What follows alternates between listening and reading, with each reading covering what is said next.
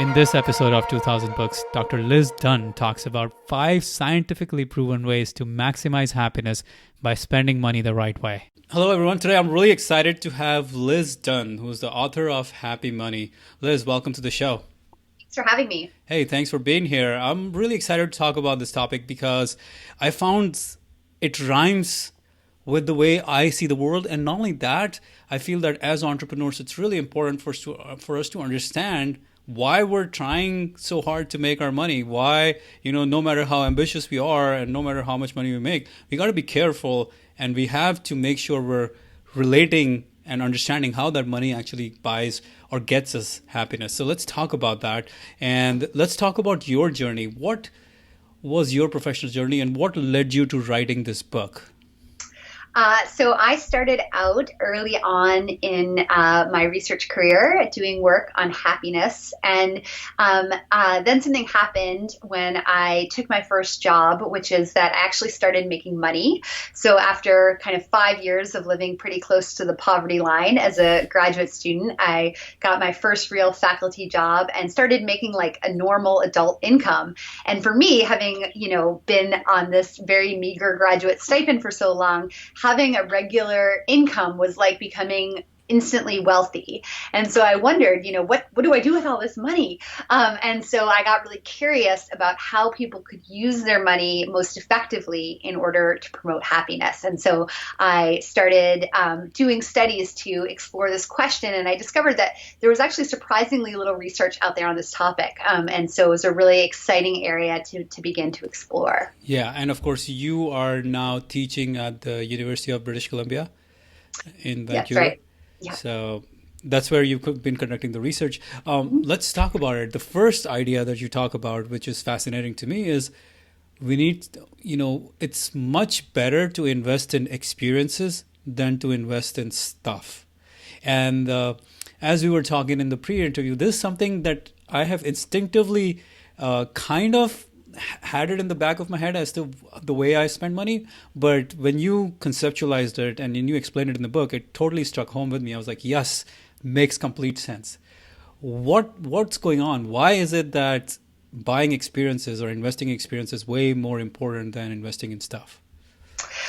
Well, when we buy experiences by taking a special trip or going up for a special meal or going to that, amazing concert, obviously it provides us with some happiness in the moment. But I think what's sort of particularly surprising is that the emotional benefits of experiences actually seem to grow over time. So when we reflect on those past experiences, those experiences feel like money well spent. So we tend to integrate those experiences into our self-concept. So people's past experiences tend to kind of seem like an important part of their life story in a way that most material things just aren't. So if you think about, what's the one of your favorite trips that you've ever been on, you probably see how that kind of contributed to the kind of person that you are today. Mm-hmm. In contrast, if you think about like the nicest shirt you bought or something, it's unlikely to have the same impact on how you see yourself as a person. Yeah, absolutely. I can't even remember the nicest shirt I bought, but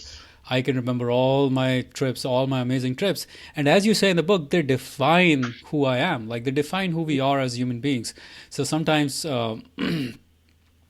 these experiences add up to make our identity. And we attach to them much more than we attach to stuff, which over time loses its excitement, its satisfaction level, right?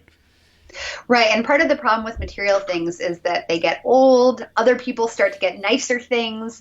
And so we can feel some buyer's remorse about the things that we bought because it's so easy to compare them to the newest thing that's out there and the newest thing your friend just got. And so in contrast, experiences kind of seem unique. Experiences are fundamentally ours. And even when we see some that they might have had some negative aspects, often we feel that we wouldn't necessarily want to even go back and change those things because, as you said, they contribute to our overall life story. Yeah, we remember them way long after they where they happen. Like I can remember some of the most profound experiences that I've spent money on and like time and energy on basically buying those things. And for me, one of my fundamental values is learning and growth. So anytime I go to an event where or a conference or a seminar where I'm going to learn stuff, those are things I remember forever. But money spent on stuff is something that is really hard to even put a timeline to. Like when did I buy that or what? Like those things don't really have as much of a pull in my life or in the way I even conceptualize my life. That's exactly right. I mean, I think sometimes material things can get an overly bad rap. So, I think it is important to recognize that like a really comfortable pair of shoes versus a terrible, uncomfortable pair of shoes can like change our experience in the moment. Mm-hmm. It's just that when you look back, you're probably not going to reflect on the like importance to your life of those comfortable shoes. So the benefits of experiences actually seem to grow over time. So they become sort of more important to us as we look back on them. And what's really interesting about that is that we might often think about, going on a fancy trip or something like that as being throwing money away compared to more long-term investment like buying a couch. But in fact, what research suggests is almost the opposite, that over time we'll come to value those experiences above and beyond those material things. Yeah. And one thing you said was really very interesting. You said that the length of the experience does not matter. That's something I was searching in my database, going back, trying to figure out, wow, which one, yes, no. And I realized that's so true because one time I went bungee jumping in South Padre Islands in Texas, and I am sure I will never remember. I will never forget that moment because it was so nerve wracking, but at the same time, one of the most liveliest moments as well. So, yeah, I can kind of understand where you're coming from there. Mm-hmm. And I mean, I think it's useful to consider, if you're planning, say, do you take a 2-week vacation to Florida or a 4-day vacation, but you get to go somewhere more exciting and exotic, right? So on the one hand, the being somewhere for 7 days will give you more pleasure in the moment. So, we certainly wouldn't want to argue that those 3 days, those 3 additional days have no value because obviously, those 3 extra days you spend sitting in the sun are going to be pleasurable. But in terms of the long-term takeaway where, how much do you think back on that experience? If you do something that really stretches who you are as a person, that builds unique memories and that brings you together with people you care about, that's likely to sort of continue to provide you with this emotional reward. So if you think about kind of emotional return on investment, it's likely to be greater for that shorter but more sort of profound, life-changing, more deeply connecting experience. Yeah, that's the key right there. The fact that it has to be a little different in the sense it has to stretch our being for us to actually be able to enjoy that experience much more or to be able to remember it much more and to get happiness out of it. You can also think about, what's going to make a good story, right? So I sat by a pool in the sunshine and drank margaritas for 7 days. It doesn't make a great story unless you really had too many margaritas and something happened after. So in contrast, doing something where you're really pushing your limits and where things get a little crazy and you see these really new things or discover new stuff about yourself, that's where like some interesting stories tend to come into play. And part of the value of experiences is that, they make good stories. In contrast, nobody wants to hear a story about your marble countertops. Yeah, that's interesting because, as I continue to think about this topic, and I think a lot of entrepreneurship to me or a lot of starting the business, I left a very cushy job to do this now, to do my business. And starting a business is painful. It's frustrating. It is challenging. It's all of those things, but it makes me it makes me a bigger human being. It makes me so much more than what I was. In that job, I could have continued to stay on and made more money and buy more stuff. But starting a business has forced me to become someone different. And it has forced a new experience on me.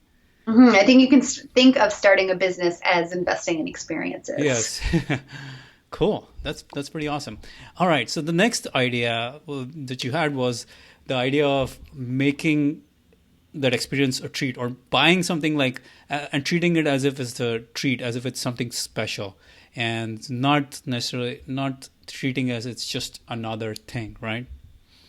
Right. So the idea here is that whatever we have, we tend to get used to it. Mm, So, you might think that it would be great to have just an abundance of all of the things that you like. hmm. But unfortunately, the human happiness system is highly adaptable. So whatever you sort of have all the time, you'll tend to get used to. And so we argue that it can be better actually to take a break from the things that you like best. You can actually sort of re-virginize yourself and renew your capacity for enjoyment by taking a break from the things that you really like. Yeah.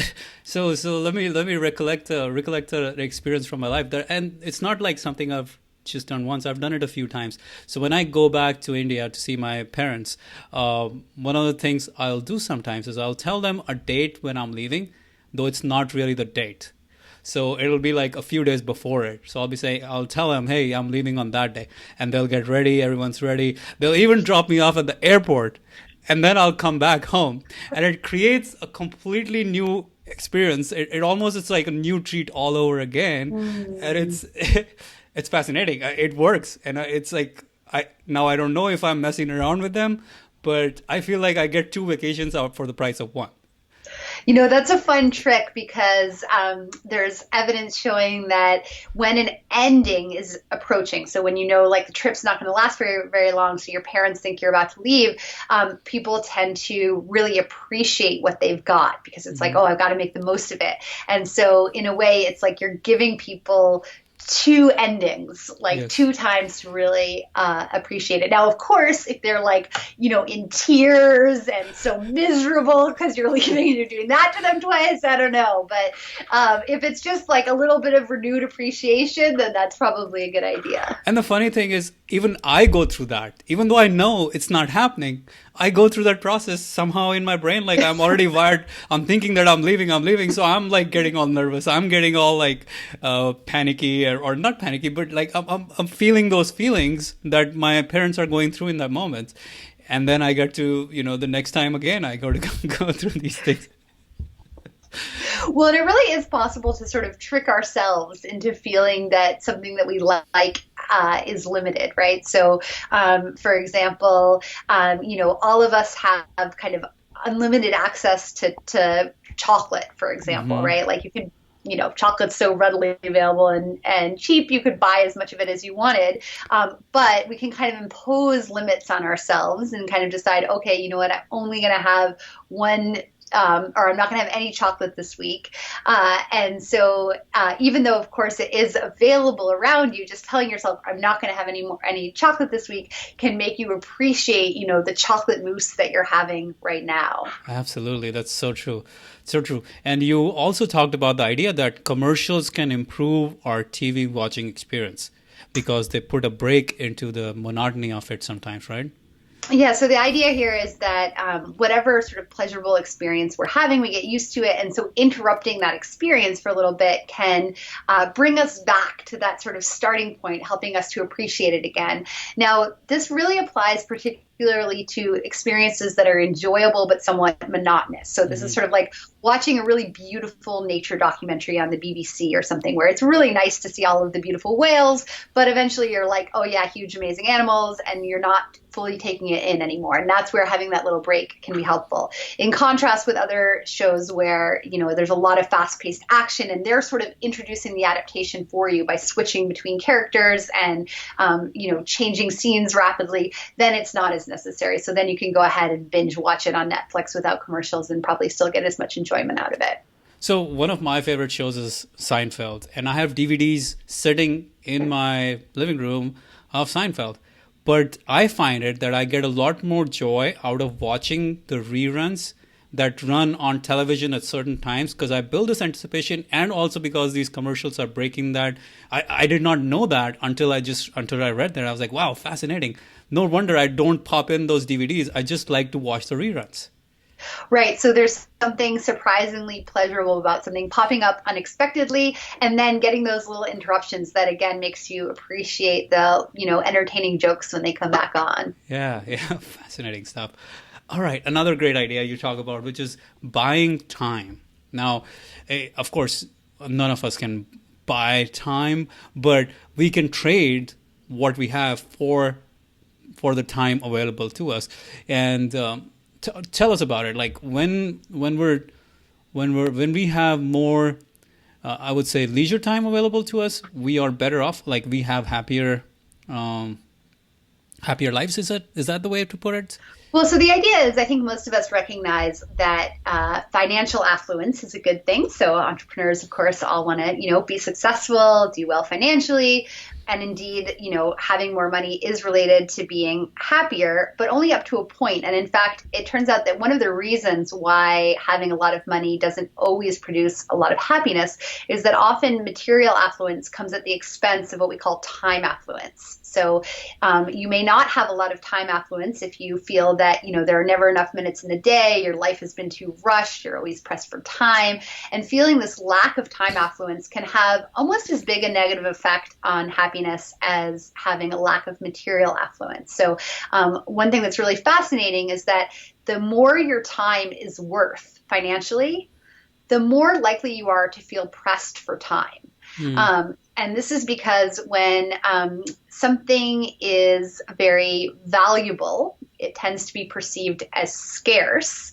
And so, we can think conversely, when something's scarce, it tends to be perceived as valuable. So there's this kind of bidirectional, really well-learned relationship that we all have between scarcity and value, right? When something is scarce, it's valuable. And also when it's valuable, it tends to be perceived as scarce. So as time becomes worth more money, people tend to feel like they don't have enough of it. And so I think this is a particularly important point for entrepreneurs to recognize that as they become more and more successful, they're likely to feel increasingly pressed for time, for both, objective reasons and also for more psychological reasons. And so what we argue is that we should think about using money in ways that will give us more time or give us better time.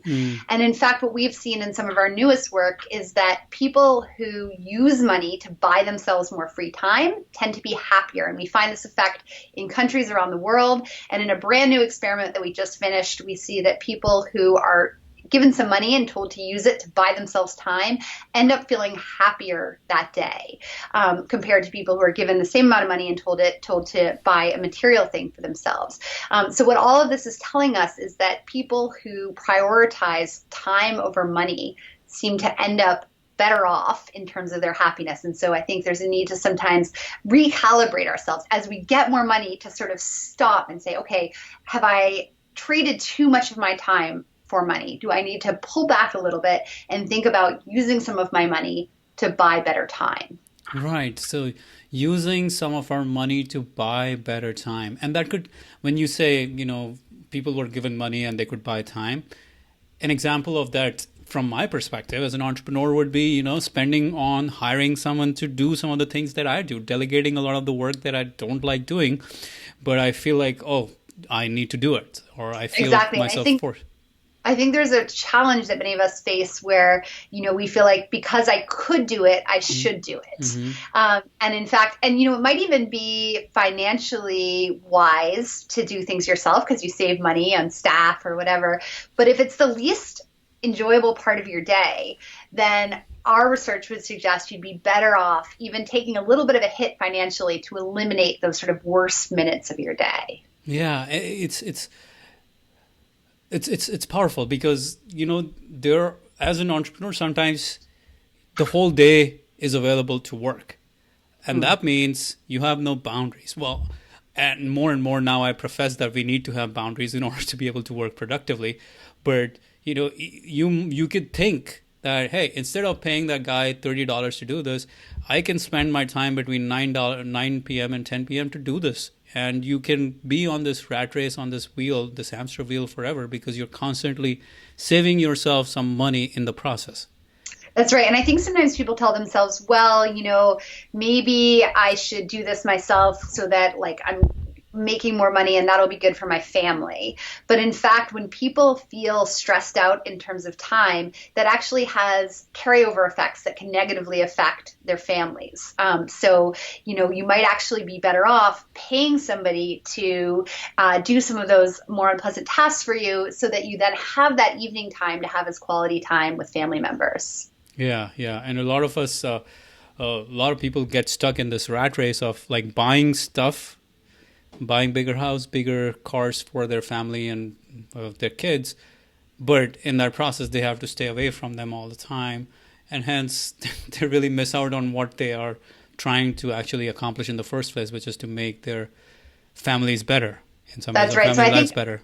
I think a common trade-off that people face in terms of thinking about time and money is, do I live closer to work in a smaller place or farther from work in a bigger place? And our research would suggest that trading that spending a lot of time commuting seems to be a real downer for well-being. In fact, going from having no commute to having a 1 hour commute has an equivalent negative effect on happiness as becoming unemployed. That taking that long commute in order to have a big house is probably not a good idea in terms of happiness. People would be better off thinking, oh, this big house is beautiful and it has a great kitchen and all this stuff, but it means that I'm committing to spending 2 hours of my day driving, which is not usually a good and emotionally rewarding activity for most people. And so they'd be better off, living in that smaller place and eliminating those unpleasant minutes by commuting. Mm-hmm. Makes so much sense. Another thing you said was that when people engage in volunteer activities, they actually, their sense of time expands in the sense they feel like they have more time, even though it's a control group where everyone has the same amount of time, right? Right. And again, this goes back to this idea of this like well-learned association between scarcity and value. So if you think, I am able to give my time away, then it makes you feel like, well, if I have enough time to give away, then I must have plenty of it, right? Mm. Similarly, giving money away can make you feel like you must be doing okay because you're able to give some money away. If you can give some time away, it gives you the sense of, hey, I must be doing okay because I'm able to give some of this away. Mm. So yeah, it's a sense of abundance you get from being able to, from the act of being able to give it away. We become Right. we end up feeling more abundant about it. And Exactly. If you have enough to give, it sends a message to yourself that, hey, I have enough of this. Powerful. Another thing you talk about, and that's this French word. So I'm not gonna. I'll try. C'est rejoie. It's going to be as good as I could do my French. I have a French co-author who Okay. cringes when I try to speak French, but I'll do my best. He says it se réjouir, Se which rejoie. again, if he was here, he would say that that's not at all how he says it because my accent is so terrible. But have you had this experience to se réjouir? Yes, absolutely. Se rejoie is something that it's a beautiful feeling. Like I relish. I'll buy. Or let me for our listeners, let me explain what se rejoie stands for, or se réjouir stands for, which is deriving pleasure in the present from a future anticipated activity, right? And oh yeah, it's sometimes better than the real thing. Hmm. And I think, when one of the great things about the future is that it hasn't happened yet. And so we can make it be whatever we'd like in our minds. So, for example, if you're thinking about, going home to visit your family back in India, there's plenty of things that could go wrong on that trip, flight delays or an argument with your family. But you can take all of those away from a future, like, daydream about how nice it's going to be to go home. And so that's really one of the secrets of getting the most happiness from our purchases is to buy them ahead of time so that we can enjoy that period of like looking forward to this beautiful imagined experience that may never come to pass in exactly the way you imagine, but at least you got to enjoy imagining that perfect experience. Yeah, no, absolutely, and it's it's again something comes for some reason this conversation seems to be I seem to be focused a lot on my trips to India, but another thing that I have done in the past is I surprised my parents with my visits, but I found that was much as exciting as it was much better for me to tell them way ahead of time that it's happening so they can build it up. So initially, I used to think that surprise was better, but now I've come to believe that anticipation is way better. And I think this is a really interesting trade-off to navigate is like, do you go for the extra impact of the surprise or the more sort of long-term experience of enjoying the pleasure of anticipation? And I would argue that really small gestures, like, I don't know, if you live in the same town as your family and like make them dinner or something, then it's nice to do that as a surprise because it wouldn't be such a big deal. They probably wouldn't spend weeks looking forward to it Mm-hmm. otherwise. But if it's a really big thing that could give them a lot of pleasure in just imagining it, then I think you're robbing them if you don't tell them ahead of time because they get so much pleasure out of looking forward to it. Yes, yes. I won't rob them anymore.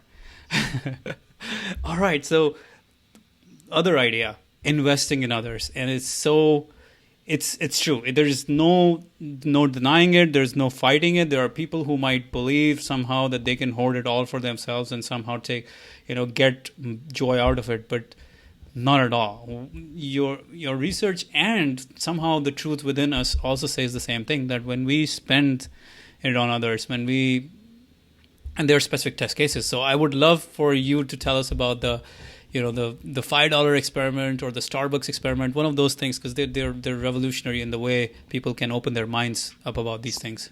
Sure. So when I first started thinking about this topic of how to use money to increase happiness, I thought, well, probably, one of the best ways to do this might be to use our money to benefit others rather than ourselves. And just to see if there was any truth to this, what we did was we sent our research assistants out on our campus armed with cash. So they literally walked up to people in the morning and handed them either a $5 or a $20 bill. And they asked everyone to spend the money by the end of the day.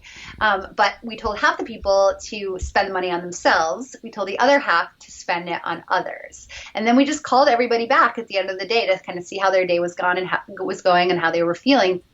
And what we found was that people who'd been assigned by the flip of a coin to spend the money on somebody else felt better than people who'd been assigned to spend that money on themselves. And I think, that does fit with this sort of like traditional wisdom. I've literally gotten postcards from people who are, religious and say, I read this in the Bible. I don't need a scientist to come along and tell me this, or my mom told me this, or whatever. And I respect that.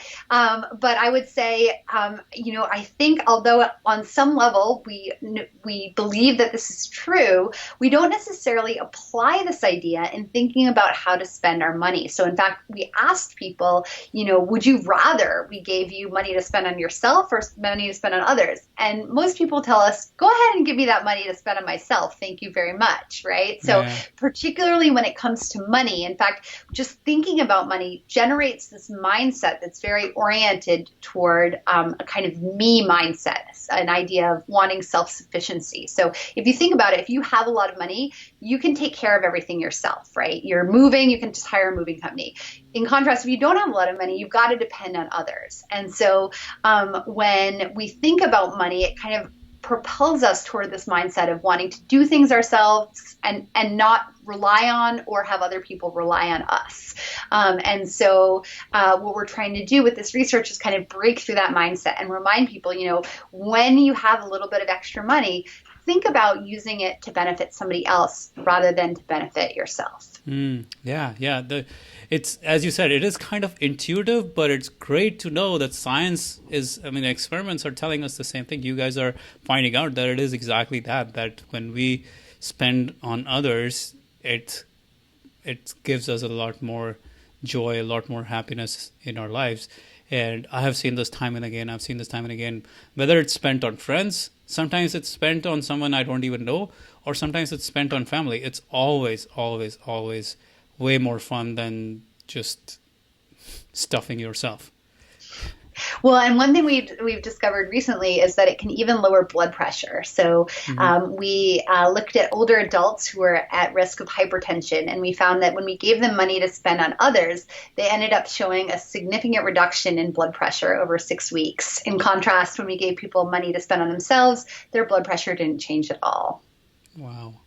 Were there were you guys doing other measurements of the cortisol levels, of the stress hormones, stuff like that as well? In that study, we were primarily focused on blood pressure, and I think blood pressure is an interesting one because it is such a direct health indicator. So if you have high blood pressure, it puts you at serious risk, and so if we can get that blood pressure down, that can make a real difference. Yeah, yeah, and just like when you're able to give away time, you feel that you're time rich. Similarly, when we're able to give away money, we feel money rich. We feel abundant. Yeah, and I think one thing that's really fascinating is that we see these emotional benefits of giving, even in places where people are really struggling to meet their own basic needs.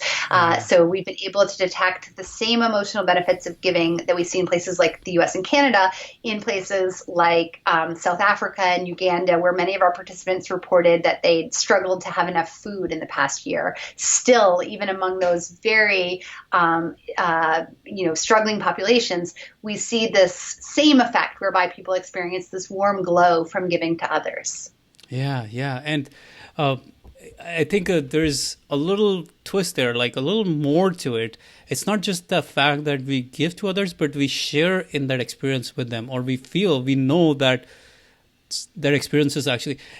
I personally feel just writing $1,000 check to someone is not going to give me any more, or it's going to give me way less joy than me being there when that money is being spent for something that I truly believe in.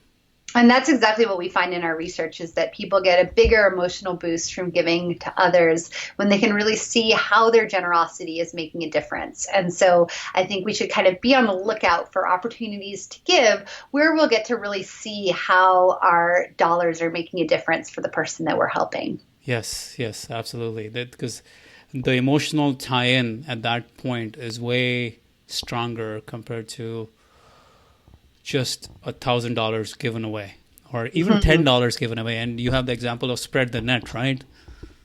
Yeah, so Spread the Net is an interesting charity because they make their donors a really concrete promise, which is that for every $10 donated to Spread the Net, they will buy one bed net to protect a child from malaria. So you know exactly what your $10 is doing. In contrast, many other charities, like if you give to UNICEF or something, you know it's going to a good cause, but you just have a really vague sense of how your little donation is going to make a difference.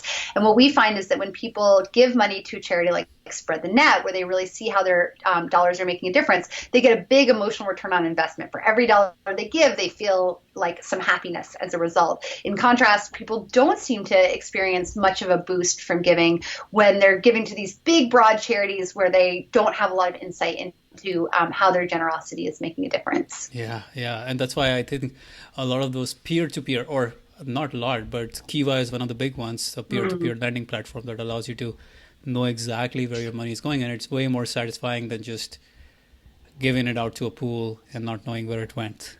Right. And I think it's fascinating because from a kind of rational economic perspective, we should all just give money to the big broad cause and, eliminate any sort of transactional costs associated with posting like specific details about who the individuals are. And yet from a psychological perspective, we really want to tap into people's better angels by enabling them to experience joy from giving. And to do so, we have to kind of work with human psychology. And human psychology isn't necessarily so sensitive to these abstract ideas of like, oh, I gave, so it must do some good. What really makes a difference is when you can see that, I helped Susie be able to start her watermelon stand, and now she's going to be able to support her family. That's what provides the emotional reward versus just knowing, well, I must have done some kind of good for somebody somewhere. Yeah, yeah. This is fascinating. This is a lot of fun. So we covered quite a lot of great ideas in this conversation so far, Elizabeth. Now, as we always say here at 2000 Books, there's no learning without action. So you conduct experiments all the time, but we're talking about happiness money or happy money. What are some specific measurable or specific things people can do today or this week to add happiness to their lives by spending money the right way? What could be maybe 3 things they could do? So one thing I would suggest is think about using $5 today. Pull $5 out of your wallet right now. set it aside and just look for an opportunity to do something nice for somebody else. So, a coworker's having a rough day, bring them a coffee.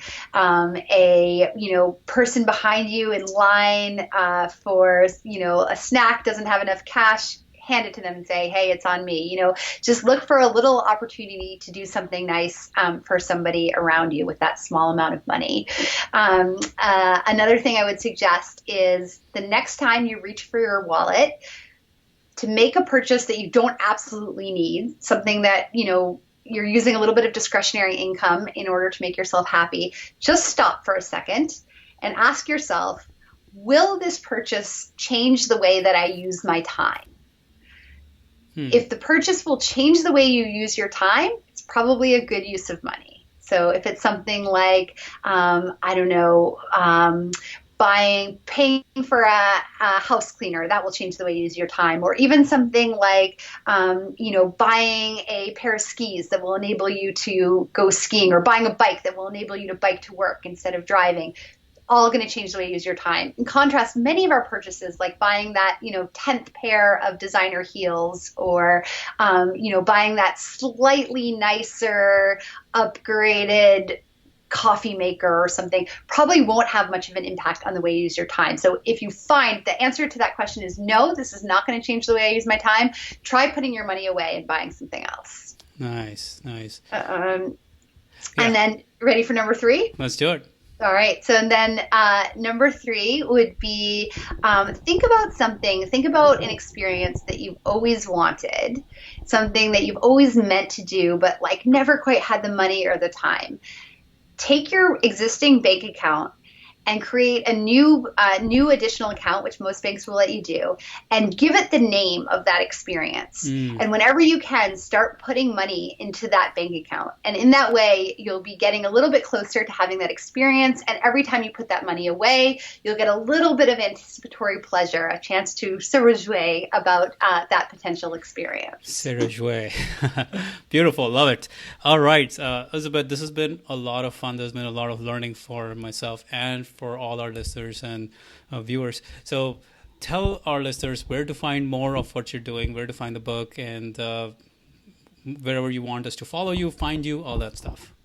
Sure. So you can pick up my book, Happy Money, which goes into all of the ideas that we discussed today in a lot more detail, and elaborates on some of the studies and the ways to use them both for individuals and also for businesses. And Happy Money is available at Amazon.